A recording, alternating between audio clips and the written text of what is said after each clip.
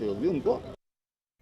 उधर टिहरी और पौड़ी को जोड़ने वाले जानकी पुल का मुख्यमंत्री त्रिवेंद्र सिंह रावत ने शुक्रवार को लोकार्पण किया।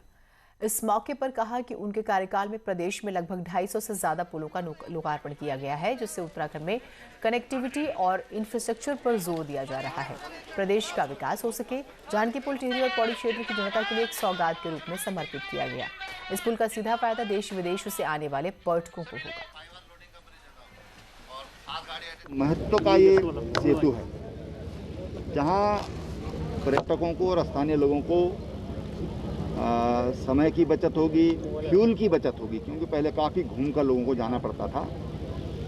वहीं सबसे बड़ी जो देश विदेश से पर्यटक यहाँ पर आते हैं, उनको बहुत सुविधा इससे मिलेगी। आगे बढ़ते हैं। पूर्व सीएम हरीश रावत सल्ट उपचुनाव में बीजेपी को वॉकओवर देने वाले अपने बयान से पलट गए हैं। उन्होंने रामनगर में न्यूज 18 से कहा है कि उन्होंने भावनाओं में बहकर बयान दिया था।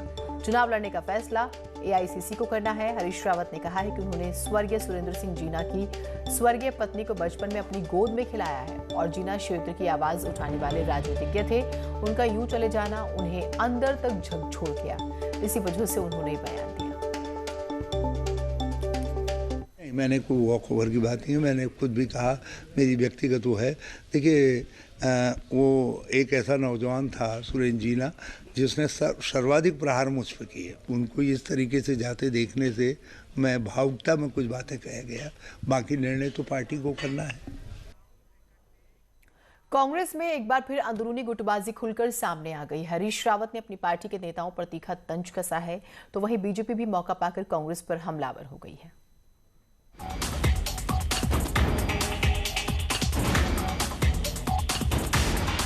कांग्रेस की गुटबाजी किसी से छिपी नहीं है, लेकिन हाल फिलहाल कांग्रेसियों में एका नजर आ रहा था, लेकिन अचानक फिर कांग्रेस की सिर्फ टव्वल सड़क पर दिखने लगी है। पूर्व मुख्यमंत्री हरीश रावत ने अपनी ही पार्टी के नेताओं पर सीधा हमला कर दिया। हरीश रावत ने तंज कसते हुए कहा कि 2017 के चुनाव के हार के जिम्मेदार तो वही हैं, लेकिन अब चमोली के कांग्रेसियों ने नई खोज की है, और वो ये है कि थराली उपचुनाव भी उनकी ही वजह से पार्टी हारी, उनकी ही जनसभा की वजह से हारी। अब हरदा के बयान के बाद बीजेपी हमलावर हो गई। बीजेपी का कहना है कि जब कांग्रेस हरीश रावत की वजह से हारी, तो फिर ईवीएम को गलत क्यों बताया गया। उत्तराखंड तक पूरे कांग्रेस लीडरशिप को माफी मांगनी चाहिए देश से कि जब उत्तराखंड में 57 सीट्स का 57 आउट ऑफ 70 आई थी, प्रचंड बहुमत, 4/5 से ज्यादा का बहुमत आया था, तो इन्होंने छत पे खड़े होकर के कहा था कि ईवीएम की गड़बड़ी की वजह से हुई। कांग्रेस का अंदरूनी घमासान चरम पर है और बीजेपी इस बहती गंगा में हाथ धो रही है। अब कांग्रेस के इस बवाल पर प्रदेश अध्यक्ष प्रीतम सिंह कुछ बोलना नहीं चाहते, तो उपाध्यक्ष कहते हैं कि हार सामूहिक जिम्मेदारी है। हरीश रावत जी कोई दया के पात्र थोड़ी है। हरीश रावत इस प्रदेश के बड़े नेता हैं, इसलिए वो सिंपैथी क्यों लेंगे। वो तो जुझारू व्यक्ति हैं, संघर्ष करने वाले व्यक्ति हैं, तो उन्होंने कभी हार नहीं मानी। चुनाव में हार जीत चलती रहती है। अब चुनाव से ठीक पहले बीजेपी को भले ही हरीश रावत की हार याद न हो, लेकिन कांग्रेसी खुद ही हरदा को उनकी हार याद दिला रही हैं, जो पार्टी का सच सामने दिखा रहा है। दीपांकर भट्ट, न्यूज 18, देहरादून। सत्ता में आने पर 200 यूनिट बिजली और 25 लीटर शुद्ध पानी फ्री देने के हरीश रावत के बयान को लेकर कांग्रेस के अंदर और बाहर भी सियासत गर्म है।